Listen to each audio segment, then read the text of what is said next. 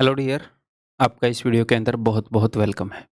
ये वीडियो बहुत ज़्यादा हेल्पफुल होने वाली है उन बच्चों के लिए जो इस साल एसएससी जीडी का एग्ज़ाम देने वाले हैं।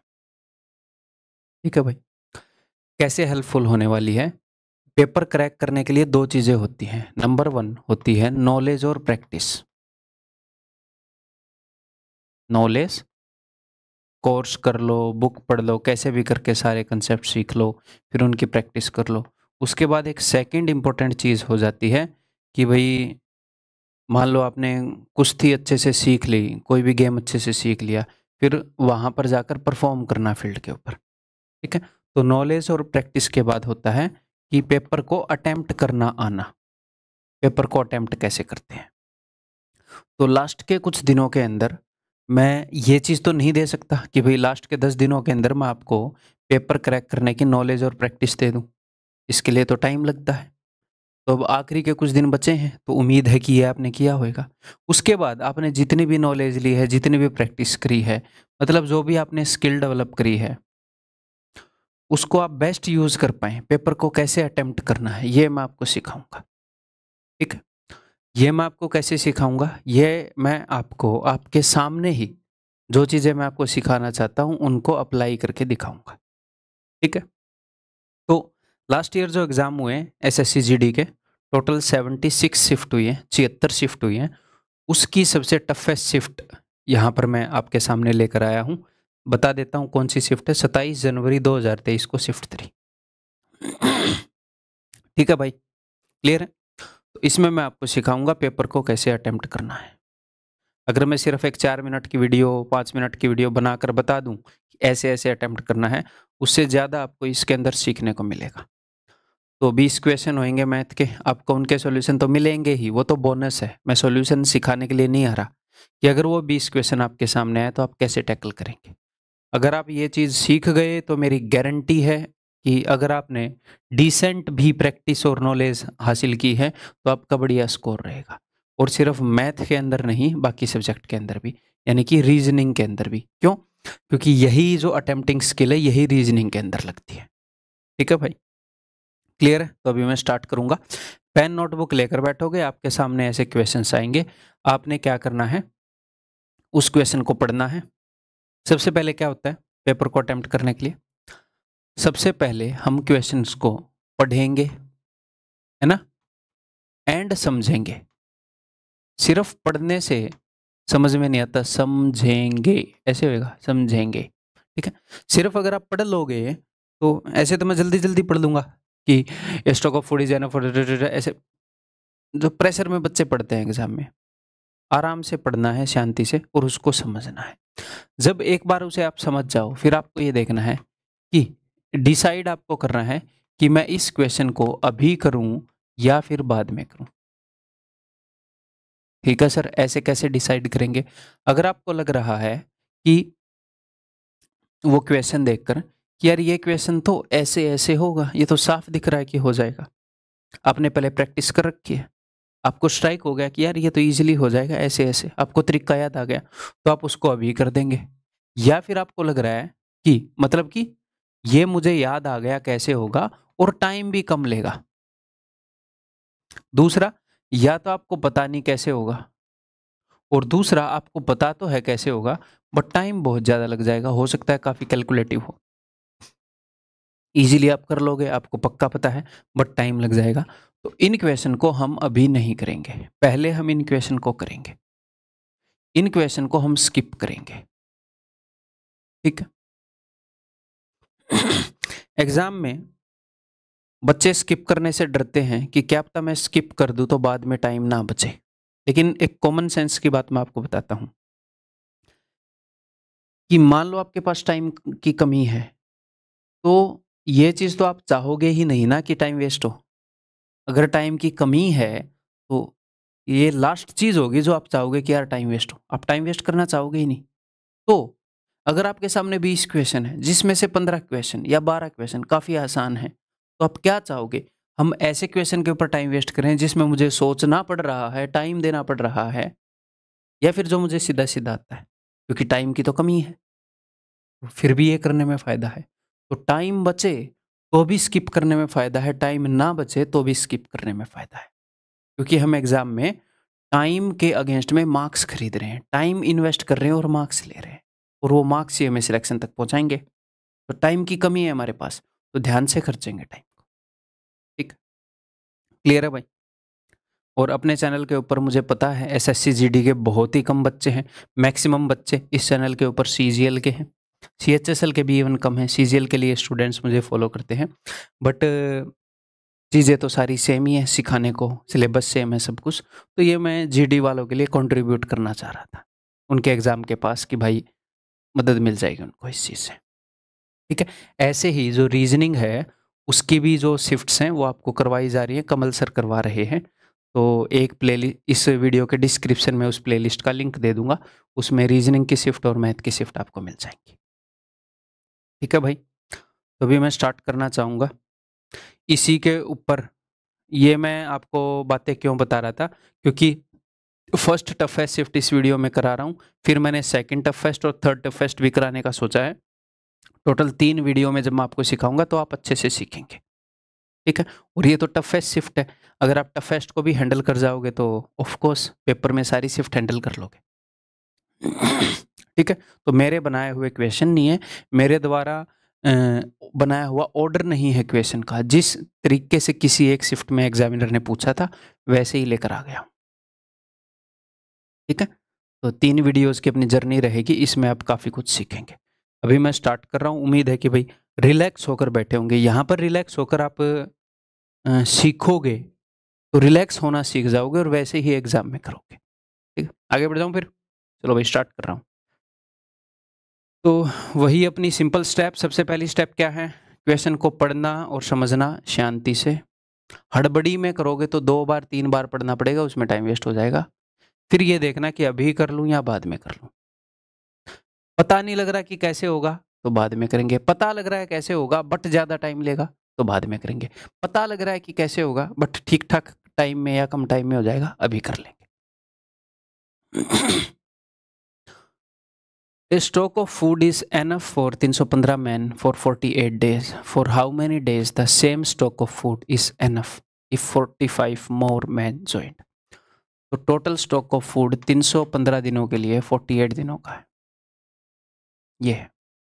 अभी कितने आदमी इसे बरतेंगे? 45 मोर मैन आ गए, तो 315 प्लस 45 360, 360 से डिवाइड कर दोगे उत्तर आ जाएगा। खत्म, क्वेश्चन में कुछ है ही नहीं। फर्स्ट राउंड में कर लेंगे इसको। फर्स्ट राउंड का क्या मतलब है? फर्स्ट टाइम जो जो क्वेश्चन हम करेंगे, कुछ क्वेश्चन को हम स्किप करेंगे। ठीक है, तो मैं साथ के साथ आपको अंडरस्टैंडिंग भी बता दूंगा। मुझे पता नहीं ना इस वीडियो को कौन कौन से बच्चे देखेंगे, मेरे से पढ़े हुए देखेंगे, नहीं पढ़े हुए देखेंगे। एसएससी जीडी के लिए वीडियो डाल रहा हूँ, तो थोड़ी थोड़ी अंडरस्टैंडिंग भी देता चलूँगा ताकि सबके लिए एनफ यूज़फुल हो। अपने अकॉर्डिंग वीडियो की स्पीड को आप बढ़ा और घटा सकते ही है। ठीक है, चलिए देखो, इसमें वो वाला कंसेप्ट लगता है कि M1D1 is equal to M2D2। कितने आदमियों के लिए कोई खाना कितने दिनों के लिए है इज इक्वल टू कितने आदमियों के लिए कितने दिनों के लिए। तो 315 आदमियों के लिए 48 डेज का था, इसके इज इक्वल टू में आना था कि 360 आदमियों के लिए कितने दिनों का है। तो 360 इधर आ जाएगा, क्वेश्चन मार्क की हमें वैल्यू मिल जाएगी। हमें ये डायरेक्टली ऐसे लिखना आना चाहिए। ठीक है भाई, अब काट पीट देते हैं। 12 चौके 48, 12 तिये 36। ठीक है, 2 दूनी 4, 2 से 15 पर, 15 दूनी 30, 15 एकम 15, 21 दूनी 42। Answer is option D. अब मुझे एक बात बताओ, क्या इस क्वेश्चन में कुछ भयंकर चीज़ करनी है? नहीं। फिर भी मैं ये नहीं कहूँगा कि इस क्वेश्चन को 5 सेकंड में उड़ा दो, 10 सेकंड में उड़ा दो। अरे रिलैक्स होकर कर लो यार, जितना टाइम लगेगा उतने में कर लो, उतना टाइम अपने पास होता है पेपर में। खामखा में दिमाग की नस को फाड़ने का कोई मतलब है नहीं। अगर आपने अच्छे से मेहनत करी है, अच्छे से प्रैक्टिस करी है, तो उतना टाइम होगा जितना आपको लगता है इन क्वेश्चंस को सोल्व करने में। ठीक है, अननेसेसरी प्रेशर मत लेना। इसी प्रेशर के कारण अच्छे खासे मेहनत करने वाले स्टूडेंट पेपर खराब करके आ जाते हैं। अब ये करो आराम से। तो भाई ये जो क्वेश्चन है ये उसके ऊपर बेस्ड है, बोर्ड मास के ऊपर। ठीक है। सबसे पहले हम विनिकुलम को सोल्व करते हैं। विनिकुलम क्या है, एक बार कंसेप्ट कर लेते हैं। विनिकुलम है बार, ये एक तरह की ब्रैकेट है। जैसे अगर ऐसे लिखा होगा 5 - 3 + 4 ऐसे, और ऐसे विनिकुलम है। पहले हम इसको सोल्व करेंगे। विनिकुलम एक तरह की ब्रैकेट है, आप इसको ऐसे इमेजिन कर सकते हैं कि कुछ इस तरह का मामला है। उसके बाद हम ब्रैकेट्स को सोल्व करते हैं। विनिकुलम भी एक ब्रैकेट है, बट मैं इसको ब्रैकेट्स में नहीं डालता क्योंकि फिर ये याद नहीं रखते बच्चे तो अलग से ही मैं वी बोर्ड मास करवाता हूँ। ठीक है, इस बार को बोलते हैं विनिकुलम। ठीक है, ब्रैकेट ये 3 तरह की ब्रैकेट हैं अपने सिलेबस के अंदर। ये सबसे पहले हम अंदर वाली को सोल्व करते हैं, फिर बाहर वाली को, फिर बाहर वाली को। इसको इंग्लिश में पैरेंथेसिस है, और इसको भी कर्ली ब्रेसिस या फिर मजली ब्रैकेट, और इसको स्क्वायर ब्रैकेट ऐसे बोलते हैं। आप देख लो, नाम में कुछ नहीं रखा। तो सबसे पहले इसको सोल्व करेंगे, फिर इनको सोल्व करेंगे इस ऑर्डर में। फिर उसके बाद ओ का मतलब है ऑफ। ऑफ का मतलब होता है मल्टीप्लाई करना। जैसे हाफ ऑफ 18 यानी कि 1/2 × 18। नो,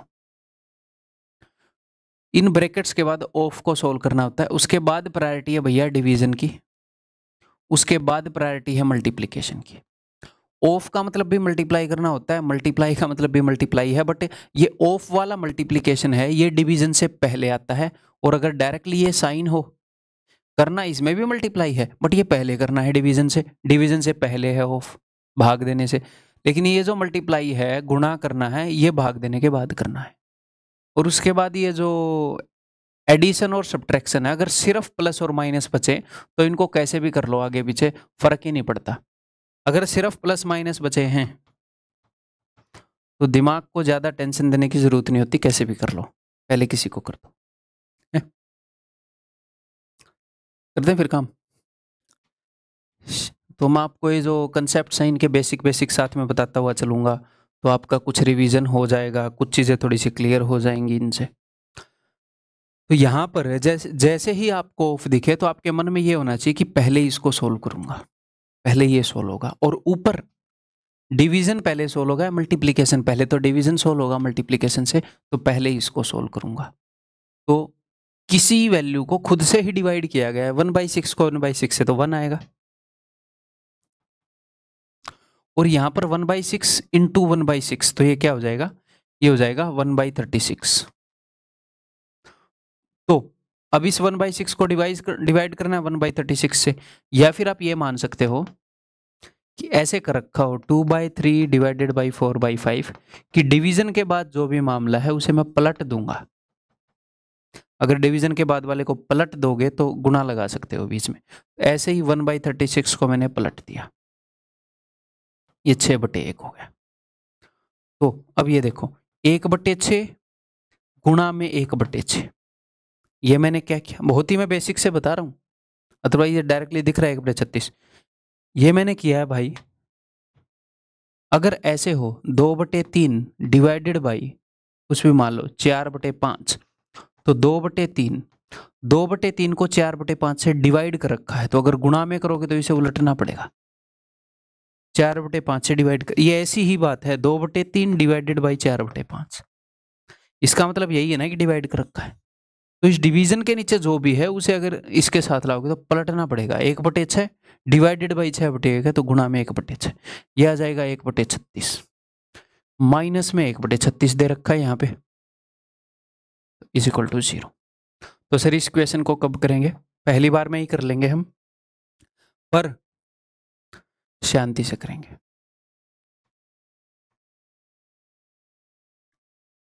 शांति कैसे हासिल होती है, मैं आपको बोल दूंगा कि शांति से करेंगे और आप कर लेंगे पेपर में, ऐसे ही होती है? नहीं, प्रैक्टिस करनी पड़ती है चीज़।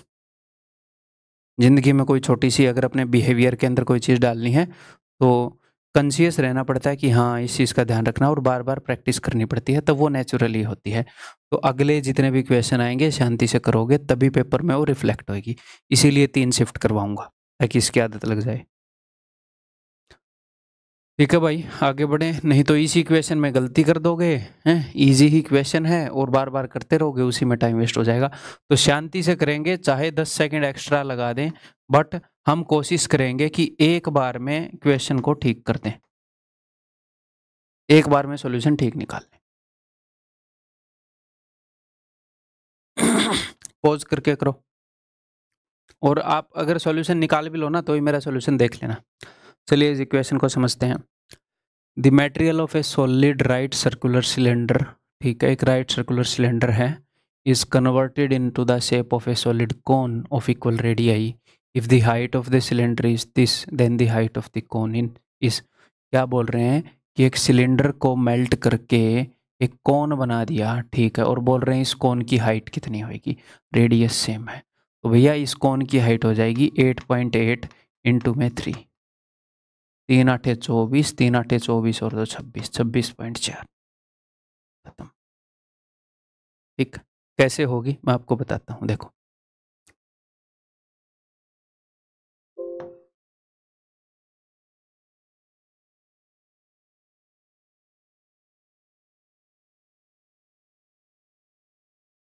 अगर सेम रेडियस हो,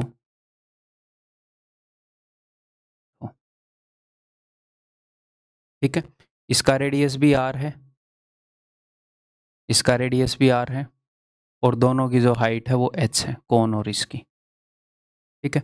तो इसका वॉल्यूम का फॉर्मूला होता है पाई आर स्क्वायर एच, और इसके वॉल्यूम का फॉर्मूला होता है 1/3 पाई आर स्क्वायर एच। आप ये देखोगे कि ये तो दोनों में सेम है, बट इसमें 1/3 आया, यानी कि इसका जो वॉल्यूम है वो इसके कंपैरिजन में 1/3 होता है, तीसरे हिस्से का होता है। या फिर मैं ये बोल सकता हूँ कि इसी बात को, कि अगर मेरे पास एक सिलेंडर है और एक कोन है, कोन के अंदर कुछ पानी है, दोनों का रेडियस सेम है, दोनों की हाइट सेम है, तो ऐसे ऐसे 3 कोन लग जाएंगे इसको भरने में। इस कोन में पानी भर के इसको भरोगे तो पहले इतना आएगा, फिर इतना आएगा, और फिर ये पूरा भर जाएगा। पहले कोन में 1/3 हाइट तक भरेगा, अगले कोन में फिर इतना, फिर इतना। 3 कोन लग जाते हैं अगर कोन और सिलेंडर का रेडियस और हाइट सेम हो तो, भरने के अंदर। क्लियर है?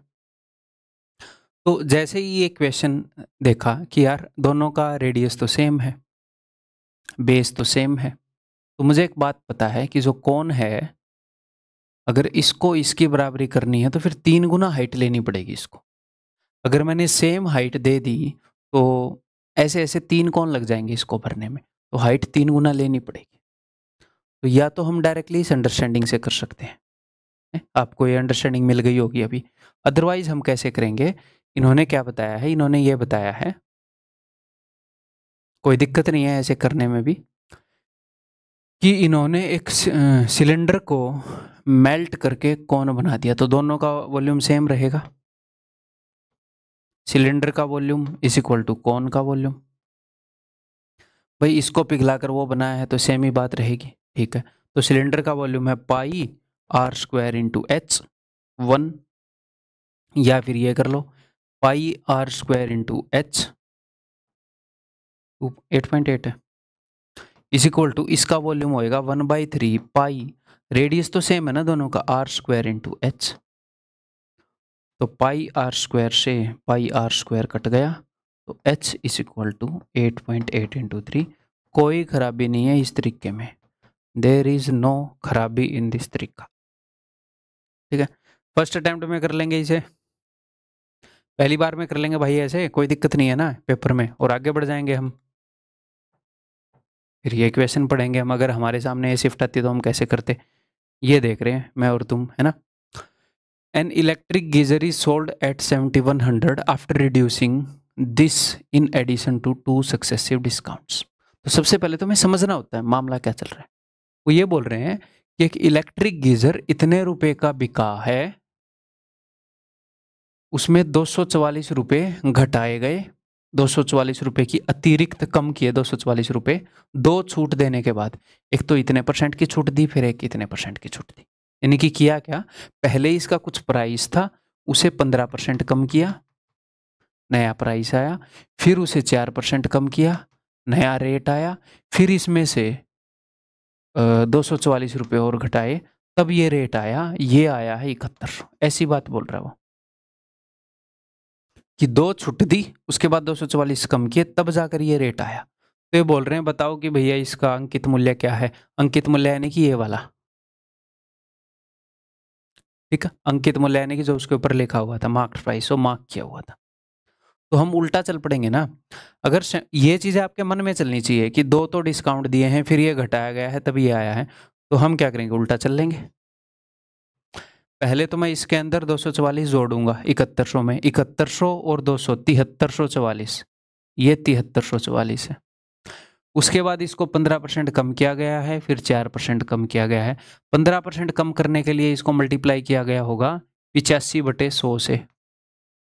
ऊपर 85 कैसे आया, 100 - 15, यानी कि इसको मल्टीप्लाई किया गया होगा 17/20 से इसको, तब यहाँ पर पहुंचे। इसको 4% कम किया गया होगा तो मल्टीप्लाई किया गया होगा 96/100 से, यानी कि 24/25 से, तब हम यहाँ पर पहुंचे। हमें उल्टा जाना है तो मैं क्या करूंगा, मैं 7344 को पहले तो मल्टीप्लाई करूंगा इसका उल्टा 25/24 से। यहाँ से यहाँ आना है तो इसको 24/25 गुणा करेंगे, यहाँ से यहाँ आना है तो इसको 25/24 गुणा करेंगे, गुणा में 20/17 से। ये आपका उत्तर आ जाएगा जी। 17 चौके 68, 25 तक पाड़े आने चाहिए आपको। 5 17 × 51, 17 दूनी 34, 24 से कट गए, 12 से काट लेते हैं, 12 × 36, 12 × 72, 12 दूनी 24, 2 से हमने इसको काट दिया। अब यहाँ पर 25 पड़ा है मेरे पास, तो 25 4 का भूखा होता है। 25 को अगर मैं 4 दे दूं, जैसे 4 नहीं मैं 36 और एक 4 मैंने इसको दे दिया, तो ये 100 बन जाएगा। ठीक है, कभी भी अगर आपको 5 दिखे तो कहीं से उसको उठा के 2 दे दो, 10 बन जाएगा। 25 दिखे तो उसको 4 दे दो, 100 बन जाएगा। 125 दिखे तो उसको 8 दे दो, 1000 बन जाएगा। 25 के अंदर 2 5 होते हैं, तो इसीलिए उसको 2 2 देने पड़ेंगे, ताकि 2 10 बन जाए, 2 10 यानी कि 100। 125 5 का क्यूब होता है, इसके अंदर 3 5 होते हैं, तो इसीलिए उसको 3 2 देने पड़ेंगे, ताकि 3 बार 10 बन जाए, यानी कि वो 1000 बन जाए। ठीक है, इसको जैसे ही 4 दिया तो ये 9 बन गया, 100 और ये 9000 हो गया जी। ठीक है, ऑप्शन बी। ठीक है, इस इट ओके, आगे बढ़ जाऊं, ये बताओ। The third proportional to this and this. तो थर्ड प्रोपोर्शनल क्या होता है बताता हूं। मान लो 3 नंबर हैं ए बी और सी, अगर ये कंटिन्यूड प्रोपोर्शन में है, क्या बोलते हैं इसको, समानुपात कर्मानुपात में है, कर्मानुपात में है। ठीक है, तो इसका मतलब ये है, अगर ये 3 कंटिन्यूड प्रोपोर्शन में है तो ये फर्स्ट प्रोपोर्शनल होता है, ये मीन प्रोपोर्शनल होता है, मध्य अनुपातिक, ये प्रथम अनुपातिक, ये तृतीय अनुपातिक यानी कि थर्ड प्रोपोर्शनल, तृतीय अनुपातिक। ठीक है, अगर 3 नंबर कंटिन्यूड प्रोपोर्शन में है तो बीच वाले का स्क्वायर इन दोनों के प्रोडक्ट के बराबर होता है। ठीक है, तो बस यही काम करना है हमें। इन्होंने बोला कि थर्ड प्रोपोर्शनल बताओ, तो यानी कि तीसरे वाला नंबर गायब होएगा, 2 नंबर तो दे रखे हैं, तीसरे वाला गायब होएगा, तो यही फॉर्मूला लगाना है बस। ठीक है, मैं आपको साथ के साथ में समझा रहा हूँ, अदरवाइज एग्जाम में इतना काम नहीं करेंगे। ठीक है, बेसिक याद दिला रहा हूँ साथ के साथ। तो भाई a = 2 है, b = 3 है, तो वैल्यू पुट कर देते हैं भाई। तो ये क्या देगा हमें, ये 2 का क्यूब 8, 3 का क्यूब 27, तो ये दे देगा 35, यानी कि पहला नंबर है भैया 35। दूसरा नंबर कौन सा है, 2 का स्क्वायर 4, 2 × 3 6, 3 का स्क्वायर 9, 6 और 4 10 और 9 19, तो ये पूछा है। तो हमें पता है कि 19 × 19 = 35 × क्वेश्चन मार्क, बीच वाले का स्क्वायर = दिस इंटू दिस। इस क्वेश्चन मार्क की वैल्यू निकालनी है, तो 35 को नीचे भेज दो, बात खत्म। ठीक है, 19 × 19 कितना होता है, 361 बटे में 35, तो 35 दाई 350, तो ये 350 से तो बड़ा है, तो 10 से तो बड़ा ही आएगा, ऑप्शन है। जब भी कभी भी ये हो कि भाई दशमलव के बाद 2 स्थानों तक करो, इतना करो उतना करो, तो इससे डरा मत करो। मैक्सिमम 90% ऑफ द टाइम ये होएगा कि आपको कुछ करना ही नहीं पड़ेगा। जब एक बार फाइनल स्टेज पर पहुंच जाओ तो ऑप्शंस की तरफ नजर मार लिया करो। ठीक है, क्लियर है।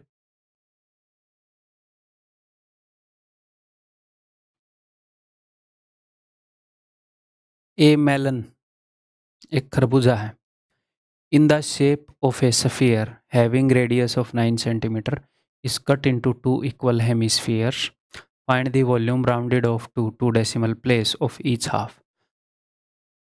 एक खरबूजा था, उसको काट के उसके 2 टुकड़े कर दिए भाई। तो ये बोल रहे हैं कि हर एक टुकड़े का जो है वॉल्यूम निकालो। तो एक हेमिस्फीयर का वॉल्यूम क्या होता है, 2/3 पाई आर क्यूब।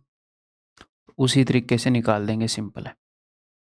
ठीक है, यहाँ पर आपको हमेशा एक चीज़ देखनी चाहिए। क्या देखनी चाहिए, कई बार वो पाई को पाई ही रहने देता है ऑप्शन के अंदर।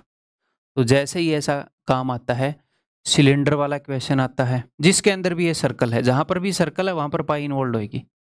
सिलेंडर में बेस सर्कुलर है, जब भी कोन वाला, शंकु वाला आता है, बेलन वाला आता है, ठीक है, ये क्या बोलते हैं इसको, अर्धगोला, गोला वाला आता है, तो मैं ये देखता हूँ कि कहीं ये जो पाई है ये तो नहीं है, ये तो नहीं है, यानी कि पाई की वैल्यू यहाँ पर 22/7 ले लो, या फिर यहाँ पर बता रखी होगी 3.14।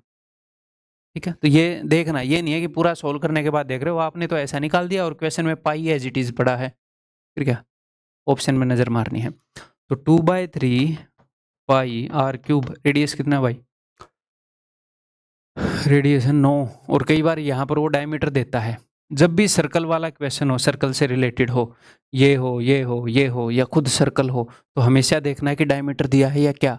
रेडियस पूछा है, डायमीटर पूछने पर वो डायमीटर पूछेगा हमेशा, आप रेडियस निकाल कर टिक मार दोगे। ठीक है, आर क्यूब। तो यहाँ पर मैं सिर्फ आपको क्वेश्चंस का सॉल्यूशन देने नहीं आया हूँ, कई सारी चीज़ें जो एग्जाम के पास आपको बतानी जरूरी है वो बताने आया हूँ। मेन ये काम है, क्वेश्चन का सॉल्यूशन तो बोनस है, ये देना होता तो मुझे 10 मिनट नहीं लगेंगे। आसान आसान क्वेश्चन है सारे। 3 3 9, अब 7 तो कटेगा नहीं, तो देखते हैं भाई। तो 9 नहीं में 81। ठीक है, अब देखो मैं इसको 3 से भी गुणा कर सकता हूँ, फिर इसको 2 से गुणा कर सकता हूँ, लेकिन मैं चाह रहा हूँ ऐसे टुकड़ों में काम ना करूँ, इकट्ठा काम करूँ। और एक 11 से मल्टीप्लाई करना आसान होता है, तो मैं क्या करूँगा, देखो मन ही मन में यहाँ से 3 छीनूंगा, यहाँ से 2 छीनूंगा, और यहाँ से भी 2 छीनूंगा। यहाँ से 3 उठाया, 3 दूनी 6, यहाँ से 2 उठाया, और यहाँ से 12, मैं सीधा 12 से गुणा करूंगा, फिर मैं 11 से करूंगा। क्यों, क्योंकि 11 से गुणा करना आसान है। कैसे बताऊंगा, 12 एकम 12, 12 8 96 और 1 97। अब 11 से गुणा करेंगे तो 2, 7 और 2 9, 9 और 7 16, 1 9 और 1 10, इतने इजीली हो जाता है। ये मैं एक बार, अब ये पता नहीं ना कि सभी स्टूडेंट मेरे से पढ़े हुए हैं नहीं, इस वीडियो को देख रहे हैं, तो एक बार ये बता देता हूँ, मैं याद दिला देता हूँ। 11 की गुणा आपको करनी आती है तो रहने देना, देखना। 32 × 11, सिंपल सी बात है, पहले लिखोगे 2, फिर इन दोनों का सम लिखोगे, यहाँ पर 3 + 2, और फिर लिख दोगे 3 को, तो ये आ जाएगा 352। ठीक है भाई। 72 × 11, पहले लिखूंगा 2, फिर 2 और 7 9, और फिर 7। ठीक है, 53 × 11, पहले लिखूंगा 3, फिर 5 और 3 8, फिर खाली 5। ऐसे ही अगर ये हो जाए 75 × 11, तो पहले लिखूंगा 5, फिर 7 और 5, 12 नहीं लिखूंगा, मुझे एक ही डिजिट लिखना है। 12 में 2 लिखा जाएगा, एक कैरी हासिल हो जाएगा। तो यहाँ पर मुझे 7 लिखना था, 7 की जगह 1 जोड़ के 8 लिख दूंगा। ठीक है, कुछ भी अगर ऐसे आ जाए 89 गुणा में 11, तो 9 लिखा, 9 और 8 17, एक कैरी, फिर 8 और 1 9। ऐसे ही अगर बड़ी चीज को गुणा करना पड़ जाए 11 से, तो ये हमें मदद करता है जब भी पाई वाला मामला हो। पाई में 22 होता है, 11 जब भी आएगा मदद करेगा। तो मैं 11 से एंड में गुणा करता हूँ। एक बार बाकी सबको निपटा दें, फिर इजीली कर देंगे। जैसे इसको देखते हैं, तो मैं क्या करूंगा, पहले 4 लिखूंगा, अब 2 2 के जोड़े लिखूंगा। 4 और 2 का जोड़ा लिखा 6, फिर 2, पहले ये जोड़ा था 2 का, फिर अगला 2 वाला जोड़ा, ये 2 और 3 5, फिर अगला 2 वाला जोड़ा 3 और 1 4। जब ये जोड़े खत्म हो जाएं कि इससे आगे मैं जोड़ा नहीं बना सकता, तो ये 1 लिख दो। देखो एंड में 1 लिखना होता है, ये वाला, और यहां पर ये वाला। हमने एक अक्षर से स्टार्ट किया था और एक अक्षर पर खत्म कर रहे हैं, बीच में सम आ रहा है, उनका जोड़ आ रहा है। ठीक है, जैसे और एग्जांपल दूं, 3 2 5 3, पहले मैंने 3 लिखा, एक, फिर मैंने ये 2 लिखे, 3 और 5 8, फिर अगले दो लिखूंगा 5 और 2 7, फिर अगले दो लिखूंगा 3 और 2 5। अब अगले दो तो है नहीं, तो फिर ये आखिरी वाला 1 3। अगर बीच में कुछ हासिल आ गई, कैरी आ गया, तो वो एडजस्ट करते रहेंगे। कैसे, देखो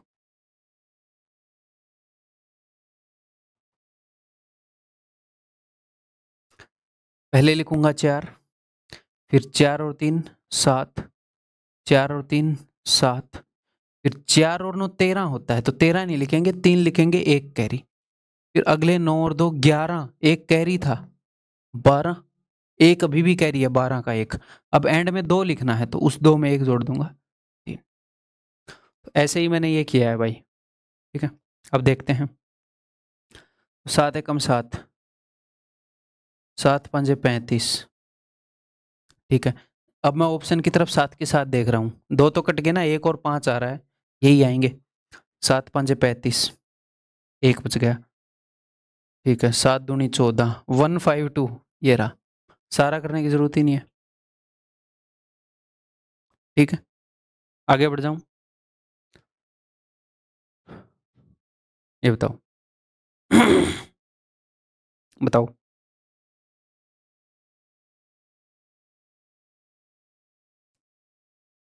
N article is marked at इतने रुपए and available at a discount of 12%। एक आर्टिकल को इतने रुपए पे मार्क कर रखा है और 12% के डिस्काउंट पर अवेलेबल है। The shopkeeper gives another off season discount to the buyer and sell the article at this much rupees, find the off season discount. मैं आपको एक अंडरस्टैंडिंग देता हूँ। मेरे पास एक वैल्यू है, कुछ भी मान लो आप, इसको मैंने पहले 3 से भाग किया, कुछ वैल्यू आई, फिर मैंने इसको एक और से भाग किया, 2 से भाग किया, फिर यहाँ पर कुछ वैल्यू आई, ठीक है। या फिर मैं आपको भाग वाली अंडरस्टैंडिंग बताऊं, गुणा वाली बताता हूँ, है ना। हाँ, मेरे पास एक वैल्यू है, कुछ भी मान लो यहाँ पर 20 है। पहले मैंने इसको 3 गुना किया, फिर जो नई वैल्यू आई उसको मैंने 2 गुना किया। तो बताओ ओवरऑल वैल्यू कितने गुना हो गई होगी? तो आप बोलोगे सर 3 दूनी 6 गुना हो गई होगी। बिल्कुल सिंपल सी बात है। पहले 3 गुना किया तो 20 थी 60, फिर 2 गुना किया 60 दूनी 120, तो देखो इसकी 6 गुना होगी, 20 छिक्के 120। यही मामला डिस्काउंट का है। कैसे है सर डिस्काउंट का मामला? सेम देखो, पहले एक मार्केट प्राइस है 7500, इसके ऊपर कुछ डिस्काउंट दिया, लेकिन यहाँ पर तो मामला था सर वैल्यू कुछ ना कुछ गुणा हो रही थी, यहाँ पे भी गुणा हो रही है। जब आप 12% डिस्काउंट दे रहे हो तो वैल्यू कुछ ना कुछ गुणा हो रही है, 88/100 गुणा हो रही है। फिर एक और डिस्काउंट दिया गया, अब पता नहीं कितने का डिस्काउंट दिया, बट कुछ ना कुछ तो गुणा हुई होगी। 10% का डिस्काउंट दिया तो 9/10 गुणा हुई होगी, ठीक है। तो एग्जामिनर क्या करेगा, अगर मैं आपको ये बोल दूं कि एक वैल्यू को मैंने यहां पर 3 गुणा किया था और ओवरऑल वो 6 गुना हो चुकी है, बताओ यहां पर कितने गुना किया? तो आप क्या करोगे, आप 6 को 3 से भाग कर दोगे कि ओवरऑल 6 गुना हुई है। यहाँ पर 3 गुना, तो यहाँ पर 2 गुना हुई होगी। यही काम यहाँ पर कर रहा है एग्जामिनर। एग्जामिनर ने ये बता दिया कि ये वैल्यू कितने गुना हुई है। आप बोलोगे सर कैसे बता दिया? तो मेरे दोस्त, उसने ये बता दिया कि ये वैल्यू है कितनी, कितनी है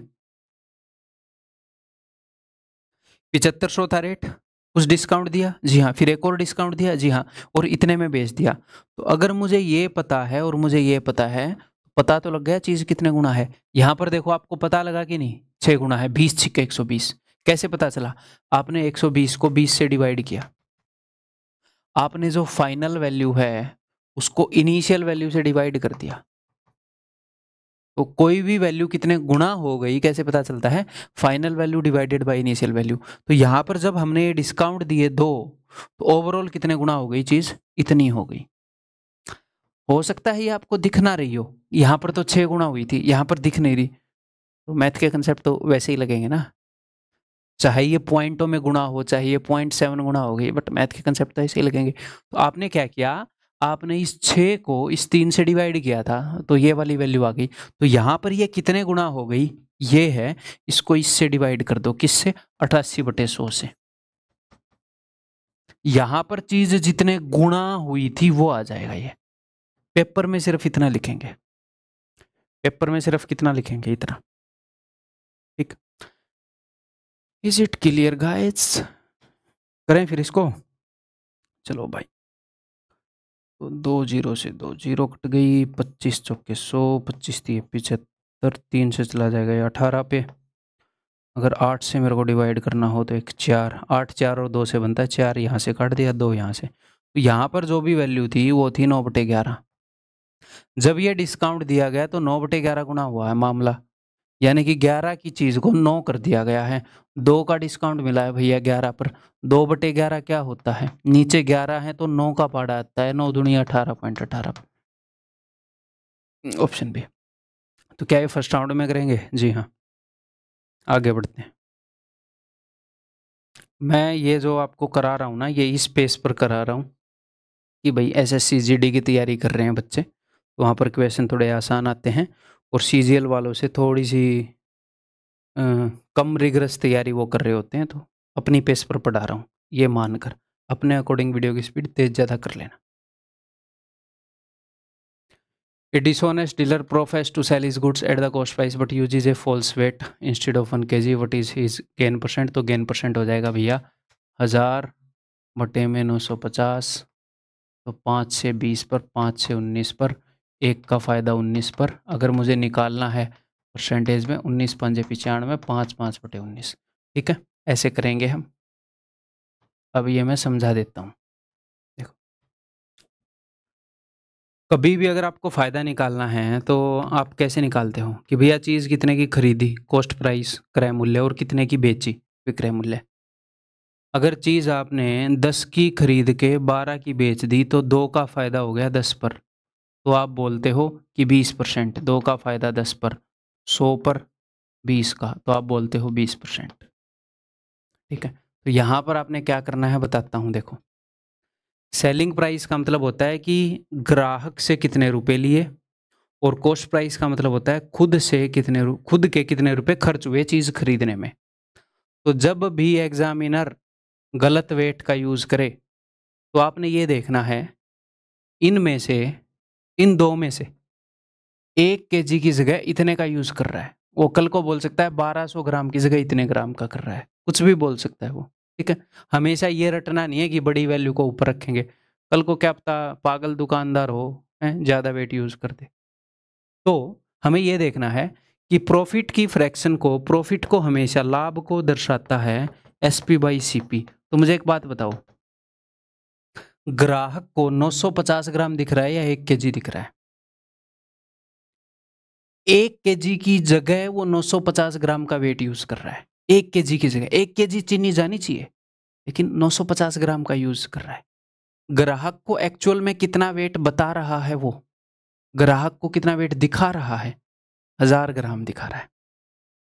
ग्राहक को थोड़ी पता है चीटिंग कर रहा है।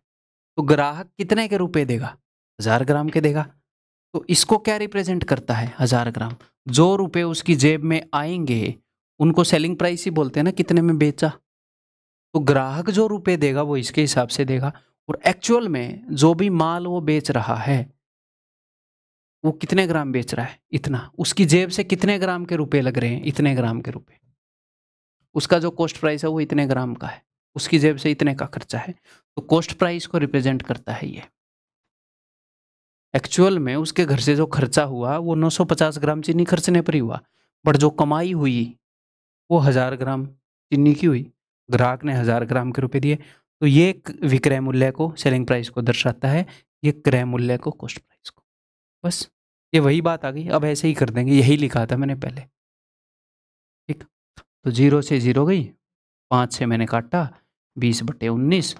तो 19 की चीज़ को 20 में बेच रहा है, तो 1 का फायदा हो रहा है 19 पर। ये फ्रैक्शन में है, भिन्न में है, तो 100 से गुणा करोगे तो प्रतिशत से परसेंटेज में आ जाएगा। ठीक है, ऑप्शन सी। आगे बढ़त भैया, ये बताओ। A lady goes from home to office at a speed of 40 km/h and returns back at this speed। एक लेडी है जो घर से ऑफिस पर जाती है 40 की स्पीड पे, वापस आती है 60 की स्पीड पे। जब भी सेम डिस्टेंस अलग अलग स्पीड पर ट्रैवल किया जाए, ठीक है, एक बार A की स्पीड पर, एक बार B की स्पीड पर, तो एवरेज स्पीड होती है भैया 2AB/A+B। याद होनी चाहिए। तो यहाँ पर एवरेज स्पीड हो जाएगी 2ab/a+b। यही है ना, 60 और 40, 70 था, 110। तो 6 चौके 24 दूनी 48, 11 चौके 44, 11 तिये 33। यही है। क्या गलती हो गई है हमसे? 6 चौके 24 दूनी 48, 11 चौके, अच्छा फिर मैंने यहाँ पर 60 लिख दिया था, वो पुरानी गलती अच्छे से ठीक नहीं करी। देखो, शांति से नहीं करने का ये नतीजा होता है। कोई भी बंदा अपनी शांति खोएगा वो भुगतेगा, चाहे वो कोई भी हो, मैं हूँ चाहे कोई भी हो। तो शांति से करना चाहिए, ठीक है। 7 चौके 28 दूनी 56, 11 पंजे 55, बच गया 1, 10 बच गया तो जाएगा नहीं 11 से, 10/11 ऑप्शन है। अब तक ऐसा क्वेश्चन कोई मिला नहीं है कि भाई हम फर्स्ट राउंड में ना करें। Find the sum of the digits of the smallest number divisible by both. तो स्मॉलेस्ट नंबर जो इन दोनों से डिविजिबल है उसको क्या बोलते हैं? छोटे से छोटी संख्या जो दो संख्याओं से विभाज्य हो उसको बोलते हैं एलसीएम, लघुत्तम समापवर्तय, लसप। इनका एलसीएम, किन्हीं भी दो नंबर का एलसीएम कैसे निकालना है भैया? उनको काटना स्टार्ट कर दो। जैसे दोनों चीजें निकालनी बता देता हूँ आसान तरीके से। किसी ऐसे नंबर से काटो जिससे ये कट जाए, 6 तिये 18, 6 चौके 24, तो 6 लिख दिया मैंने। अब ये कट रही है, आगे नहीं कट रही। जब ये कटनी बंद हो जाए तो जिन भी चीजों से आप काट पाए हैं वो एचसीएफ है। अब इसी 6 के अंदर जब ये कटनी बंद हो जाए तो जो भी नंबर बचे उनसे गुणा कर दो, ये एलसीएम है। इन तीनों की गुणा एलसीएम। जैसे अगर आप जैसे 10 से काटा, 10 लिख दिया। अब 6 से काट रहा हूँ, 6 दूनी 12, 6 तिये 18, 6 लिख दिया। अब और ज्यादा कटेगा नहीं कटेगा, तो ये एचसीएफ है। जब तक हम काट पाए, जिन जिन नंबर से काट पाए, एचसीएफ है, ठीक है। मैं से पे है। अब एलसीएम चाहिए तो जब ये कटनी बंद हो जाए तो जो भी नंबर बचे हैं उनसे गुणा कर दो, चाहे 3 नंबर हो 4 नंबर हो, सब पर लागू होता है, ठीक है। द बात इज वेरी वेरी सिंपल, ठीक है भाई। तो छोटे से छोटा नंबर जो इनसे डिविजिबल है वो ये है, 4 तिये 12 छके 72।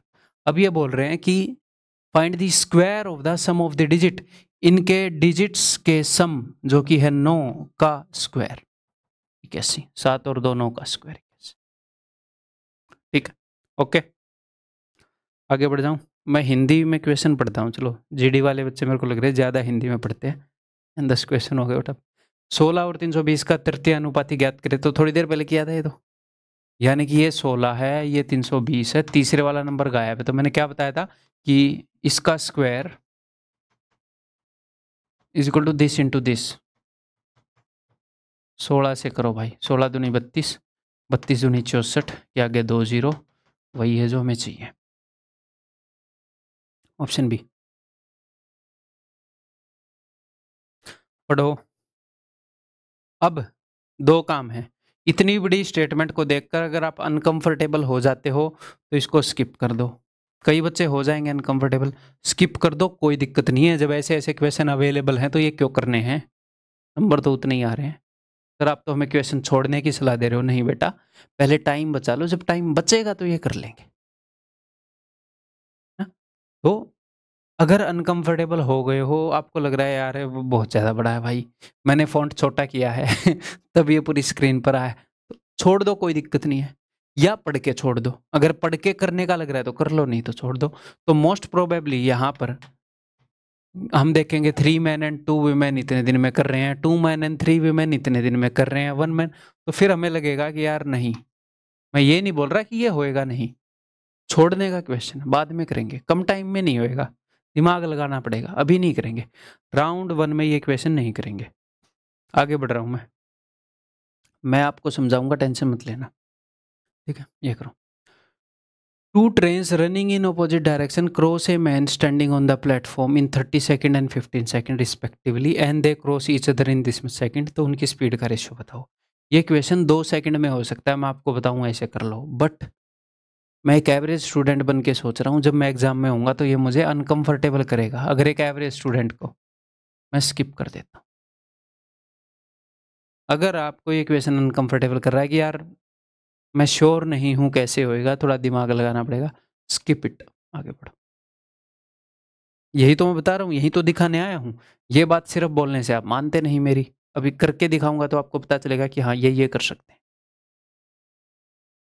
रजनीश डिपॉजिटेड रुपीज 3 लाख इन ए बैंक। रजनीश ने बैंक में 3 लाख 3 वर्षों के लिए जमा कराए। अगर ब्याज की दर वार्षिक रूप से चक्रवृद्धि होने वाली 8% वार्षिक हो, चक्रवृद्धि रूप से है 8% दर है, तो अंतिम राशि क्या होगी? ठीक है, तो इसको हम कई तरीकों से कर सकते हैं भाई। ठीक है, कई तरीकों से कर सकते हैं, मैं आपको तरीके बता देता हूँ। ये 3 लाख है, या तो इसको आप 3 बार ऐसे करोगे, 8% बढ़ाना है ना, सबसे बेसिक सबसे आसान तरीका, 3 बार 8% बढ़ाना है, ऐसे बढ़ा लो। एक ये तरीका हो गया।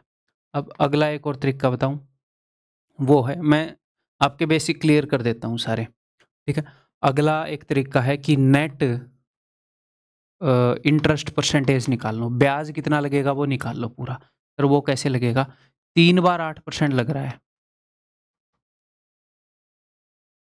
ठीक है, इसका तरीका है, इसका तरीका है ए, अगर मुझे चलो बता देता हूँ, अगर मुझे एक चीज़ को A% बदलना है, फिर B% बदलना है, फिर C% बदलना है, तो इसका नेट जो चेंज आता है वो ऐसे आता है कि पूरी वो चीज़ कितने परसेंट बदल गई, A+B+C plus AB plus BC plus CA बटे में 100 प्लस ABC बटे में 100 इंटू 100। तो सर ये हम कैसे लगाएंगे? ये आप लगाओगे मेरे भाई, देखो यहाँ पर अलग अलग परसेंटेज के लिए मैंने बता दिया, लेकिन यहाँ पर ये सेम है, 8 8 8 है, तो 8 8 8 8 3 24 प्लस, मैं ये नहीं बता रहा ऐसे करेंगे, ऐसे कर सकते हैं, इससे आसान तरीका बताऊंगा, बट ये पता होना चाहिए, कई जगह ये भी लगेगा। फिर 8 into 8 plus 8 into 8 plus 8 into 8, तो 8 8 64, तो 64 3 बार आएगा, तो 64 इंटू 3 में 2 के बाद पॉइंट लगा देंगे, और फिर 8 8 8 512 में 4 के बाद पॉइंट लगा देंगे। इतने परसेंट हमें ये पता लग जाएगा कि ब्याज कितने परसेंट बनेगा, और 3 लाख का उतना ही परसेंट निकाल लेंगे। दूसरा तरीका, तीसरा तरीका, रेशियो यूज कर सकते हैं, रेशियो वाला मेथड, 3-3-1 वाला। 3 साल के लिए 3-3-1 का मेथड लगेगा, बहुत ज़्यादा डिटेल में नहीं जाऊंगा। कैसे सर? देखो, सबसे पहले मैं इसका 8% निकालूंगा, 8% रेट है, इसका 1% क्या होता है, 2 के बाद पॉइंट लगाओगे तो 1% आ जाएगा, तो 8 3 24, 24 के आगे 1 2 3 0, 8% निकाल लिया प्रिंसिपल का। फिर मैं इसका 8% निकालूंगा, 8% कैसे आएगा, 2 के बाद पॉइंट लगाते ही 1% आ जाता है, उसको 8 गुना कर दो, 8 0 0 24 8 192। फिर मैं इसका 8% निकालूंगा, इसका 1% कितना होएगा, 2 के बाद पॉइंट लगा दो 19.2, इसका 8 गुना करूंगा, 8 दूनी 16, 19 8 152 और 1 153। अब 3 3 1, इसको 3 गुना करूंगा, फिर इसको 3 गुना करूंगा, इसको 1 गुना करूंगा, और जो भी आएगा उसको जोड़ दूंगा। ठीक है, 24 थी, इससे मुझे मिलेगा ब्याज कितना लगेगा टोटल, 24 थी 72,000। ठीक है भाई, जितना अपने पास टाइम है उसमें मैं ऐसे ही बताऊंगा क्वेश्चन। 0 3 दूनी 6 19 30 57, 1 गुना करने की जरूरत वैसे होती नहीं, 0.6 3 6 और 5 11, 7 और 1 8 और 1 9, 5 और 2 7, ये ब्याज है, ये 3 लाख में जुड़ेगा, तो 3 लाख तो ये रहा 77,913, 3,77,913, खत्म। ठीक, क्लियर है? Is it clear? अब एक और बात छोटी सी बता दूं, जो 10% रेट है वो बहुत ज़्यादा बार यूज होती है। ठीक है, तो आपको कुछ चीज़ें याद होनी चाहिए, अगर 10% रेट, अगर रेट जो है, जो दर है वो 10% पर एनम हो, और आपसे 2 साल का ब्याज पूछ रखा हो, तो आप सीधा 21% निकाल लो, अगर आपसे 3 साल का ब्याज पूछ रखा है तो आप 33.1% निकाल लो, और अगर आपसे 4 साल का ब्याज पूछ रखा है तो 46.41% निकाल लो। ये आपको याद होना चाहिए। यानी कि किसी चीज़ को अगर 2 बार 10% बढ़ाते हैं तो वो 21% बढ़ जाती है। ये चाहे आप ब्याज के रूप में सीख लो या ऐसे सीख लो कि किसी शहर की पॉपुलेशन थी उसको 10% बढ़ाया, फिर जो नई पॉपुलेशन आई उसको फिर से 10% बढ़ाया, तो ये पॉपुलेशन पूरी 21% बढ़ जाएगी। तो ब्याज बढ़े या बंदे बढ़े, मशीन का रेट बढ़े, पेड़ की हाइट बढ़े, फर्क नहीं पड़ता। ठीक है भाई, क्लियर है? 3 बार 10% अगर कोई वैल्यू बढ़ेगी तो वो टोटल 33.1% बढ़ जाएगी। 4 बार बढ़ेगी तो इतने परसेंट बढ़ जाएगी। तो 10% में अगर ऐसे पूछे तो सीधा पता होना चाहिए। 10% का ब्याज 3 साल लगाया, चक्रवर्ती ब्याज की बात कर रहा हूँ, तो जो भी प्रिंसिपल है उसका इतने परसेंट निकाल लेना। ठीक है?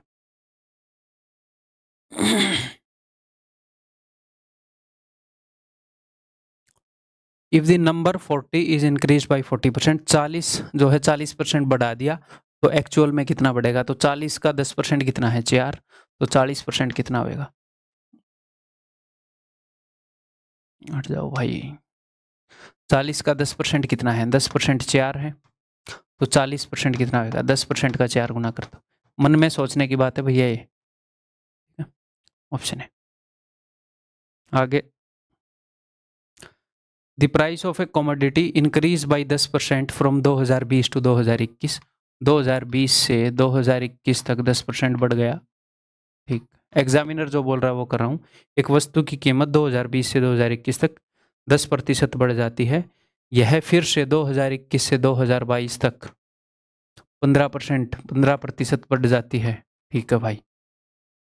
2020 और 2022 में की कीमतों में अंतर 35 रुपये है। अच्छा जी, तो इसको रेशियो से करेंगे हम। कैसे? देखो, करने को मैं ऐसे भी कर सकता हूँ, इसको 100 मान लूँ, इसको 110 मान लूँ, फिर इसको 15% बढ़ाऊँ। रेशियो से ये चीज़ें थोड़ी और ज़्यादा आसान रहती हैं। कैसे? देखो, 10% बढ़ना यानी कि 100 से 110 होना, या फिर 10 से 11 होना। 100 से 110, 0 से 0 कट गई। 15% बढ़ना, 100 से 115 होना, या फिर अगर मैं 5 से काट दूं तो 20 से 23 होना। ऐसे बोल सकता हूँ, चीज़ 20 से 23 हुई है और यहाँ पर 10 से 11 हुई है। 2021 में एक रेशियो में तो कीमत 21 है, एक रेशियो में कीमत 20 है। इनको सेम कर लो, ऊपर वाले रेशियो को 20 से गुणा कर दो। 20 दाई 200, 20 इंटू 11 220। नीचे वाले को 11 से गुणा कर दो, तो इसको 11 से करोगे तो आ ही गया, इसको 11 से अभी अभी तरीका बताया 253। तो यहाँ पर कीमत 200 थी, तो यहाँ पर 220 है, यहाँ पर 253 है। ठीक है सर, उसने बोला है इन दोनों के बीच में जो फर्क है वो 35 रुपए का है, लेकिन यहाँ पर कितने का फर्क है? 53 का। 53 को रिप्रेजेंट करता है 35 रियल लाइफ में, और ये पूछ रहा है कि what is the price of commodity. Hindi में करते हैं भाई, 2021 में वस्तु की कीमत कितनी है? तो 2021 में वस्तु की कीमत है 220, तो 220 की वैल्यू पूछ रहा है। हमारे हिसाब से ये सिचुएशन है, उसमें 53 की वैल्यू 35 है, तो 220 की वैल्यू कितनी होगी? अगर 53 की वैल्यू 35 है तो 1 यूनिट की वैल्यू होगी 35/53, 220 यूनिट की वैल्यू होगी ये। क्या सर, ये करना ही पड़ेगा? करना पड़ेगा। और मतलब क्या चाह रहे हो, प्लेट में दें सब कुछ? यहाँ से 2 निकालो और इस 2 को उधर भेज दो। क्यों सर?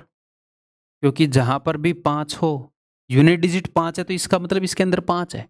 35 में 5 7 35 होता है, जहाँ पर भी 5 दिखे उसको 2 दो, भला होएगा आपका। 35 दूनी 70। अब 70 को 11 से करोगे, देखो 70 में एक जीरो है, यहाँ पर एक जीरो, तो 2 जीरो तो ये हो गई। 7 इंटू 11 77 बटे में 53। अब इसको अलग से कर लो भाई, कैसे भी कर लो, आपकी मर्जी है। कई बच्चे ऐसे भाग देने से डरते हैं कि जैसे वो जुर्म कर रहे हो, टीचर ऐसे डरा देते हैं, ऐसे भाग करोगे तुम कॉम्पिटिटिव एग्जाम में। और कैसे करेंगे भाई, हम लेकर खड़े हो जाएं ऐसे इसको 77 को और इसको। अगर कोई ऐसी वैल्यू है तो ऐसे ही करेंगे, और कैसे करेंगे? अननेसेसरीली, चाहे उन्हें ऐसे करके ज्यादा टाइम ही लगे, बट ऐसे ही करेंगे। इसमें तो बेइज्जती है। अरे भाई, बचपन से ऐसी प्रैक्टिस कर रखी है। मैं ये नहीं बोल रहा कि 16/2 को ऐसे करेंगे हम ना, बट ऐसी वैल्यूज है तो ऐसे करो यार, ऐसे ही कंफर्टेबल होगे तुम। 53 एकम 53 ऐसे ही तेज करोगे।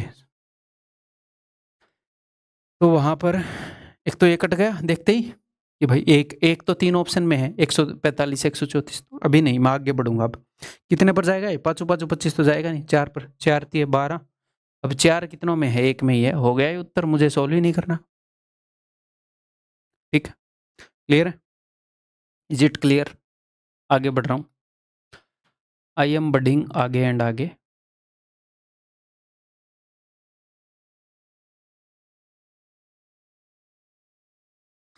फ्रॉम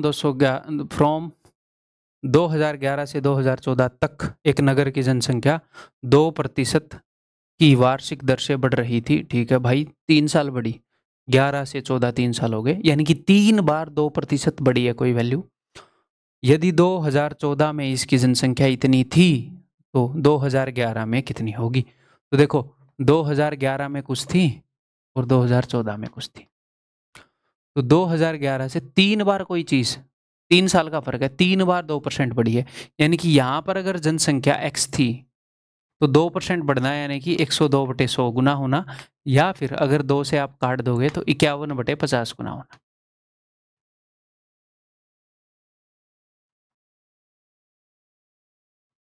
वैसे तो इस क्वेश्चन को पढ़ने के बाद ये समझ में आ जाना चाहिए कि शायद ये कैलकुलेटिव होएगा और हमें स्किप कर देना चाहिए, बट मैं एक एवरेज बच्चा बन के सोच रहा हूँ कि फिर मैं ऐसे करूंगा तो ये इतनी होगी। एक तो मैं डायरेक्टली ऐसे कर सकता हूँ कि भैया किसी चीज को 3 बार 51/50 गुणा करने से ये आई है, तो सबसे पहले जो आप पेपर पर लिखोगे वो आप ये भी लिख सकते हो कि यार ये उत्तर है, और मैक्सिमम चांसेस ये हैं कि ये 3 बार 51 से कटेगा। देख लेते हैं, 3 से कट रहा है ये? 3 से ही नहीं कट रहा है। 3 से कब कटता है? जब सम ऑफ डिजिट 3 से कट जाए। तो 3 काट दिया, 6 काट दिया, 2 और 1 3 काट दिया, 3 से कट ही नहीं रहा, तो 51 से कैसे कटेगा? 51 में 17 और 3 होते हैं, तो ये नहीं कटेगा। तो क्या अब ये आसानी से हो जाएगा? जब ये 51 से कट ही नहीं रहा है एक बार भी, तो बार बार दिक्कतें आएंगी। तो इस केस में जब आप मान लो एग्जाम में इतना भी कर लो, तो बच्चे सोचते हैं इतना टाइम तो वेस्ट कर ही दिया, थोड़ा और कर देते हैं। नहीं, आप 20 सेकंड में यहाँ पर पहुंच जाओगे, उसके बाद भाई साहब इसको स्किप कर दो। लेकिन सर ये तो बहुत आसान क्वेश्चन है, मैंने कब बोला मुश्किल है? बट हमारी कीमती चीज है समय, वक्त कम है हमारे पास पेपर में, जो चीज कम हो उसको ऐसे नहीं लुटाते। समझदार आदमी जिस चीज की कमी है उसको नहीं लुटाएगा। स्किप कर दो, आसान है, इसमें कुछ है ही नहीं कुछ, बट अभी के लिए स्किप कर दो। अगर तुम्हें लग रहा है कोई क्वेश्चन टाइम खराब कर देगा, उस टाइम के लिए स्किप कर दो।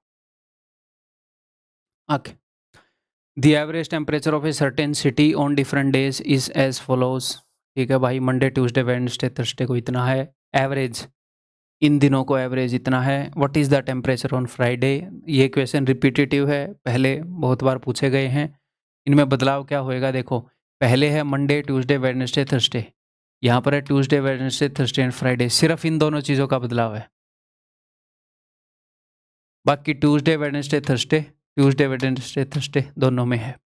ठीक है भाई, तो बदलाव ये है कि मंडे वाले टेम्परेचर को, सोमवार वाले तापमान को शुक्र वाले तापमान से बदल दिया गया है। अच्छा, सोमवार की जगह इस ग्रुप में अगर मैं शुक्रवार को लाऊं, हुआ क्या है? सोमवार की जगह अगर शुक्रवार को लाऊंगा तो यही बन जाएगा ना, मंगल बुधवार गुरुवार और शुक्रवार।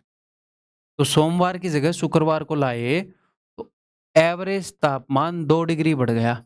अच्छा जी, 2 डिग्री का फायदा हुआ किसमें? एवरेज में। तो मैं टोटल फायदा देखना चाह रहा हूँ। 2 डिग्री का फायदा हुआ है औसत में, एवरेज में। एवरेज यानी कि हर एक बंदे को। तो यहाँ पर बंदे कितने हैं? मंगलवार, बुधवार, गुरुवार, शुक्रवार, 4 बंदे हैं। तो अगर एवरेज में, औसत में 2 का फायदा हुआ है, तो ओवरऑल फायदा हुआ है 8 का।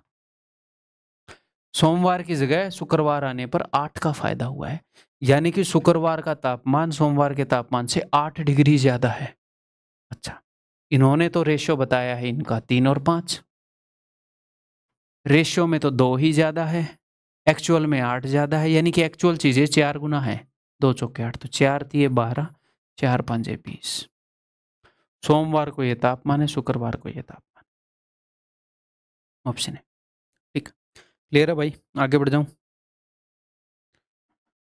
वीडियो लंबी बन गई जितनी मैंने सोची थी उससे, बट भाई मैं आपको सारी वैल्यू देना चाह रहा हूँ कुल मिलाकर। जितनी लंबी वीडियो बनेगी उतनी ही वैल्यू होएगी मेरी वीडियो में, ठीक है। कई बच्चे ऐसे बोलते हैं 20 क्वेश्चन को 1 घंटे में सोल्व किया। बेटा क्वेश्चन सोल्व करने होते तो 5 मिनट में कर देता मैं। बट जो काम की चीज़ें बता रहा हूँ ना, ताकि आप छोटी वीडियो बनाने में मेरे ही गले को रेस्ट है।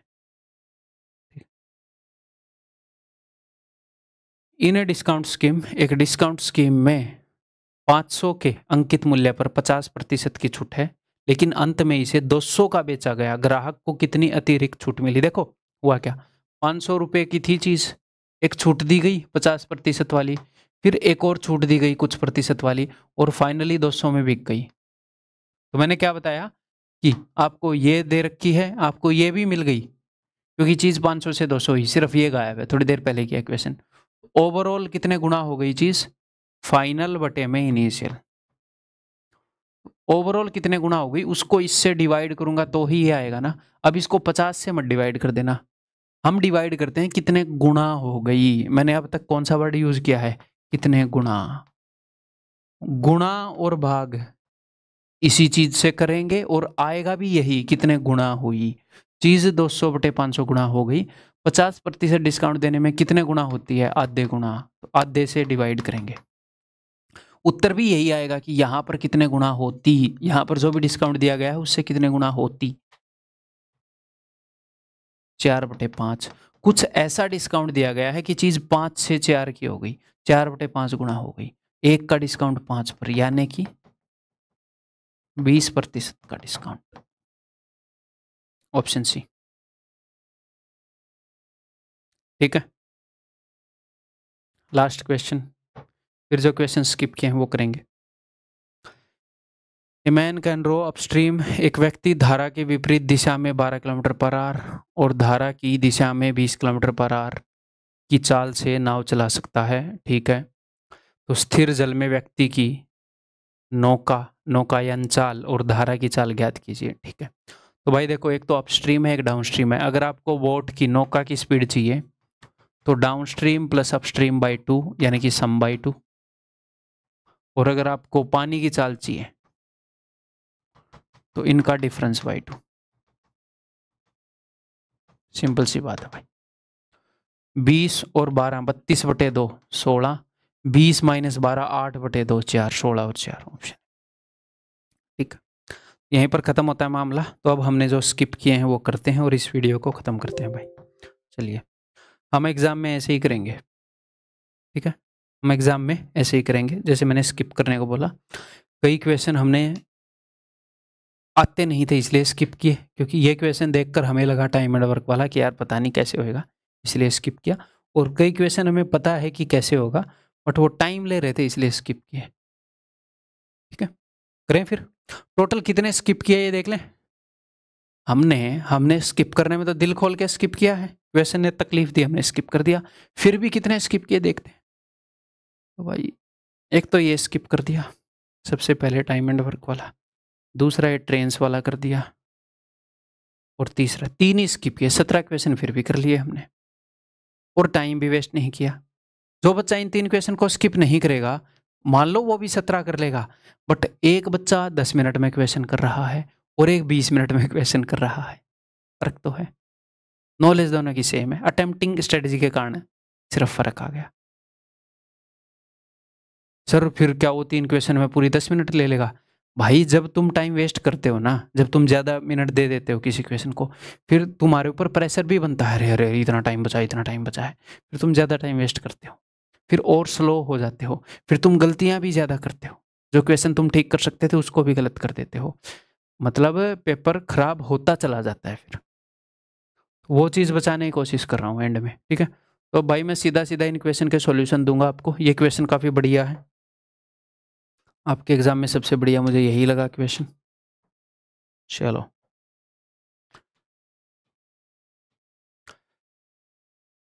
तो स्टार्ट करते हैं, स्किप किए हुए क्वेश्चंस को करना एक बार। देखो भाई, ये बढ़िया क्वेश्चन है, मज़ा आएगा। और जो टाइम एंड डिस्टेंस वाला क्वेश्चन है वही बढ़िया है, मज़ा आएगा। पहले एक बार खुद ट्राई कर लेना इसको, ठीक है। तो कंसेप्ट बताता हूँ मैं आपको, अंडरलाइनिंग कंसेप्ट इनका।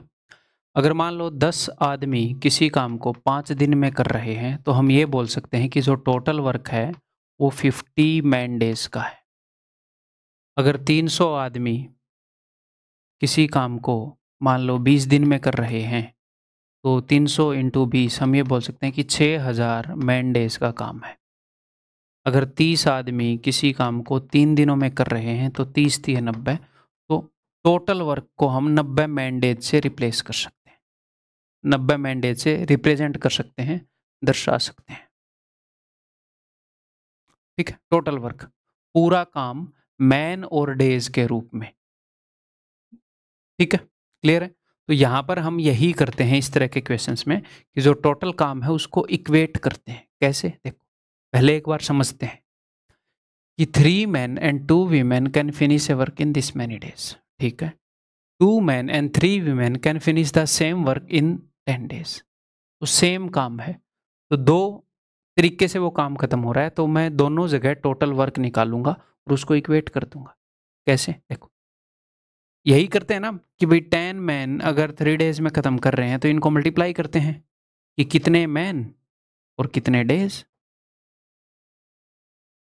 लेकिन यहाँ पर सिर्फ मैन नहीं बता रखा सर, वीमेन भी इन्वॉल्व कर रखे हैं, तो कोई दिक्कत नहीं है। मैन, वीमेन, चिल्ड्रन, गाय, भैंस सबको इन्वॉल्व कर ले, कोई दिक्कत नहीं है। हमें सिर्फ ये लिखना है कि कौन कौन काम को कर रहा है और कितने दिनों तक काम को किया है। तो 3 मैन और 2 वीमेन अगर 120/13 दिनों में काम को कर रहे हैं तो टोटल काम को हम ऐसे रिप्रेजेंट कर सकते हैं। इसी काम को 2 मैन और 3 वीमेन 10 दिन में कर सकते हैं, तो टोटल काम को ऐसे भी रिप्रेजेंट कर सकते हैं। सेम काम है तो हमने दोनों को इक्वेट कर दिया। यहां पर भी हमने टोटल वर्क निकाला, यहां पर भी। ठीक है, करें फिर अभी, देखो तो भाई 0 से 0 गया। अब मैं ये करूंगा 13 को इधर भेजूंगा, 13 से इसको मल्टीप्लाई करूंगा और 12 से इसको, तो 12 3 36 मैन, 24 वीमेन, 13 दूनी 26 man plus 13 3 39 women.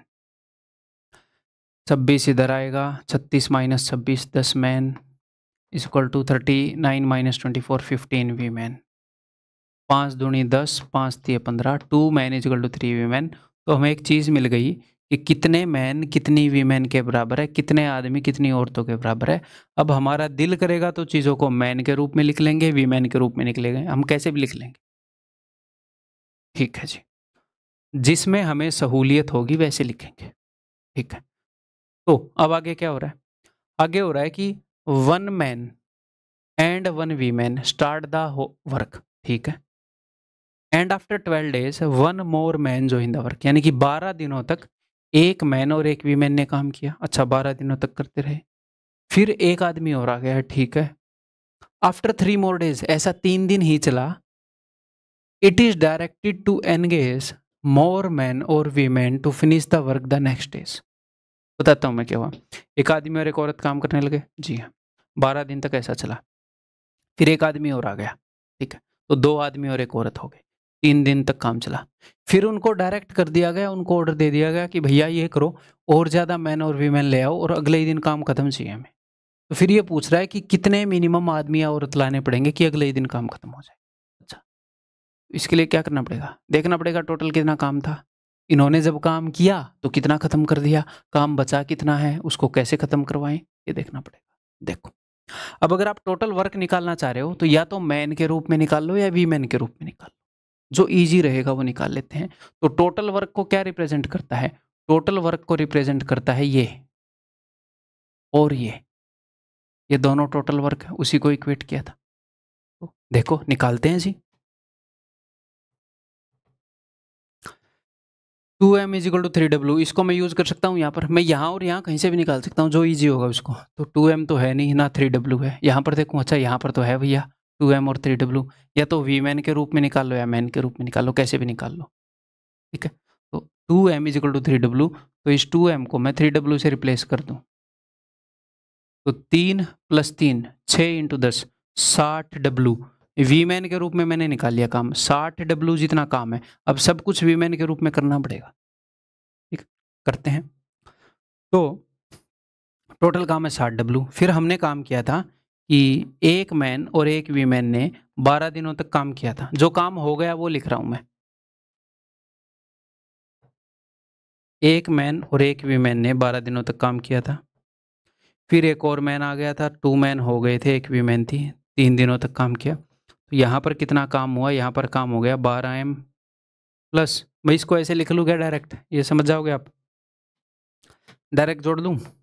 12 into M 12m, 3 दूनी 6m, तो 12 और 6 18m, 12W और 3W 15W, तो टोटल भैया इतना काम हो चुका है। ठीक है, तो देखें कितना काम बचा है। अब 2m की जगह 3W रख दो, या 3W की जगह 2m। तो मैं वीमेन में देख रहा हूँ तो वीमेन में कर लेते हैं। तो 2m को मैं W में बदलूंगा। 2m का कितने गुना है ये? सर 2 का 9 गुना है, तो 3 का 9 गुना, 3 में 27, 27W। तो 27 और 15 टोटल कितना हो गया? 2 और 1 3, 30 और 12 42W। 42W काम हो चुका और इतना काम है। तो 60 माइनस 42, रिमेनिंग वर्क कितना है? कितना भैया? 18W। रिमेनिंग काम 18W है। और हमारे पास कितने कितने बंदे हैं आज काम करने के लिए? पहले 12 दिनों में कुछ काम हुआ, अगले 3 दिनों में कुछ काम हुआ, फिर कुछ काम बच गया, 18W काम बच गया। तो हमारे पास ऑलरेडी पहले से ही हमारे पास मौजूद हैं 2 मैन एंड 1 वीमेन। हम देखना चाह रहे हैं कि और कितने लाएं। अच्छा जी, तो 2 man is equal to 3 women, तो ये 2 मैन जो है 3 वीमेन है, तो 3W प्लस 1W, 4W हमारे पास ऑलरेडी है, और 18W काम बचा हुआ है, तो 14W और चाहिए, 14W और चाहिए। एक दिन में अगर जो बचा हुआ 18W करना है तो हमारे पास 18W होने चाहिए। 18 वीमेन, 4 वीमेन है। ऑप्शन देखो, इधर 14W और 10 मैन, तो भैया ये वाला होगा। लेकिन हमें ये भी तो वेरीफाई करना पड़ेगा कि 10 मैन बुलाने से काम चल रहा है कि नहीं। ये कैसे वेरीफाई करेंगे? तो 14 वीमेन में काम चल रहा है तो पता चल गया। अब 14 वीमेन कितने मैन के बराबर है ये भी देख लो। तो देखो 3 women is equal to 2 man, 1 women is equal to 2/3 man, 14 women is equal to 2/3 into 14, 42/3। ये दिख रहा है कि नहीं? दिख रहा है। यही है क्या यार? 3 women is equal to 2 man, 14, अच्छा मैंने नीचे से गुणा कर दिया, 14 दूनी 28/3, 3 में 27, 9 1/3 मैन।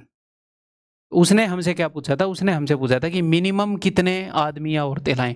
अब 9 1/3 आदमी तो ला नहीं सकते कि 9 आदमी तो पूरे ले आए, 1/3 हिस्सा ले आए एक आदमी यहाँ काट के, काम भी नहीं होगा, जेल होगी वो अलग है।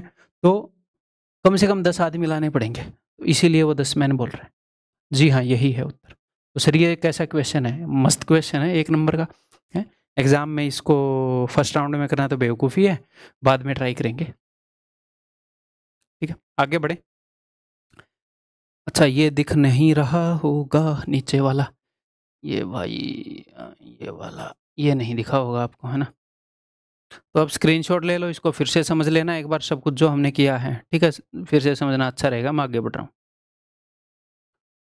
ये लो भाई, मज़ेदार क्वेश्चन है। 2 trains running in opposite directions cross a man standing on the platform in 30 seconds and 15 seconds respectively, and they cross each other in 25 seconds.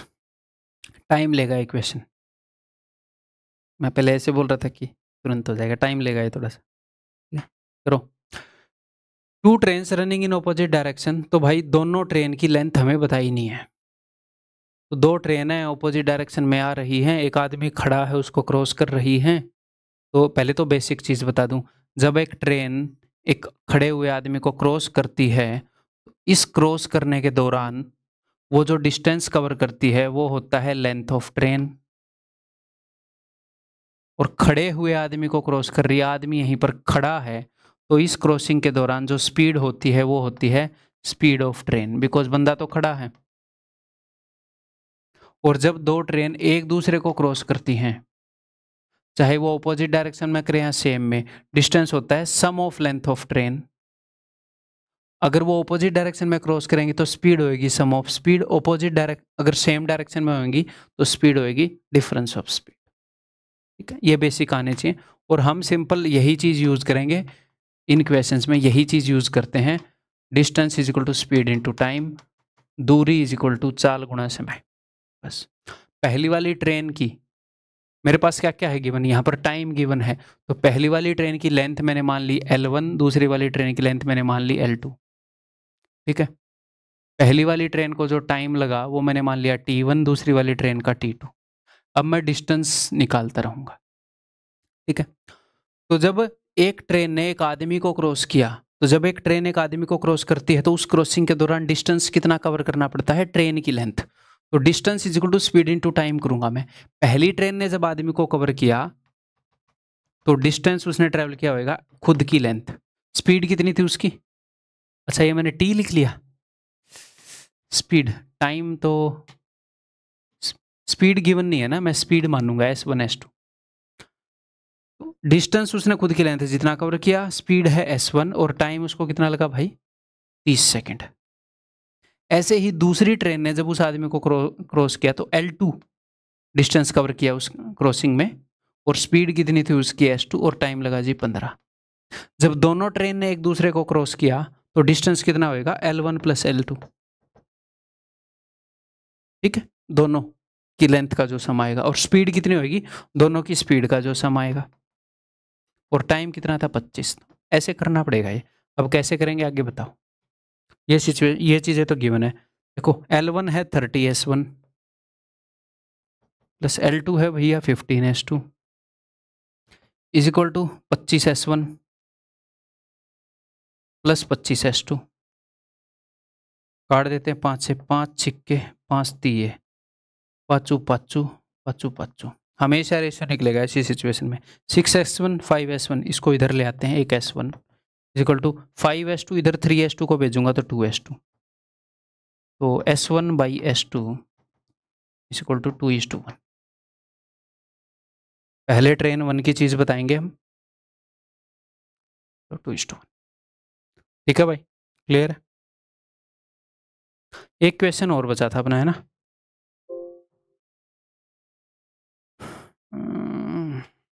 ये वाला सिचुएशन समझा देता हूँ भाई। फ्रॉम 2011 टू 2014 एक टाउन की पॉपुलेशन 2% बढ़ रही है। तो टाउन की कुछ पॉपुलेशन थी 2% बढ़ गई, नई पॉपुलेशन कुछ हो गई, फिर वो 2% बढ़ गई, फिर ये फिर से 2% बढ़ गई। और यहाँ पर जो पॉपुलेशन है, मैंने क्या बताया था, बिल्कुल बेसिक से भी कर सकते हो, लेकिन फिर हमें पता लगा था कि ये 51 से कैंसिल आउट नहीं हो रहा, तो हम नहीं कर रहे। तो हम ऐसे क्वेश्चन को कैसे करेंगे, बिकॉज ये टाइम ले रहा है, तो इसको हम करेंगे जो मैंने आपको बताया था उसी तरीके से। ये फॉर्मूला लगाएंगे, नेट कितने परसेंटेज का चेंज है वो देख लें एक बार।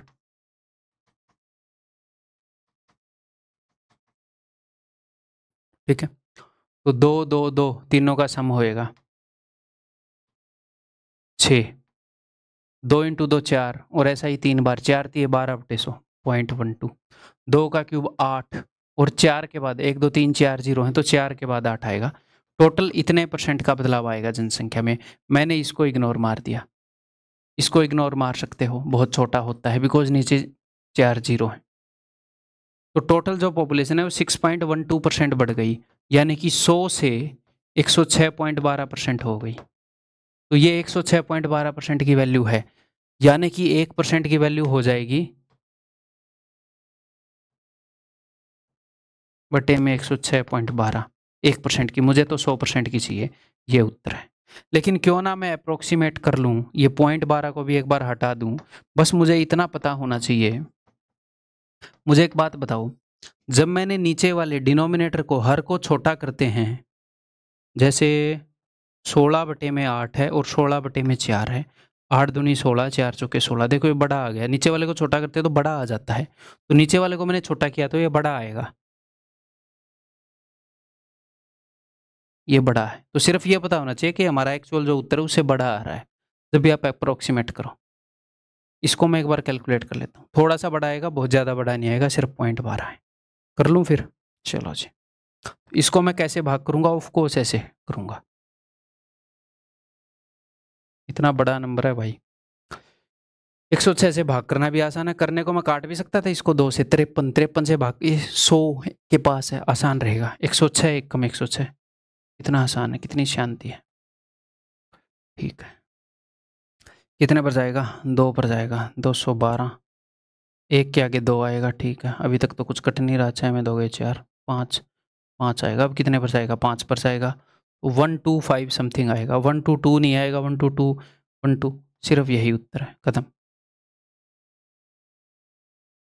ठीक है, क्लियर है भाई? सारे क्वेश्चन हो गए हैं अपने, जो स्किप किए थे वो भी। वीडियो थोड़ी लंबी हो गई है, बट व्हाट टू डू, मैं इसको यूज़फुल बनाना चाह रहा था आपके लिए। That's all. अगली वीडियो के अंदर मिलता हूँ भाई। Bye bye, take care.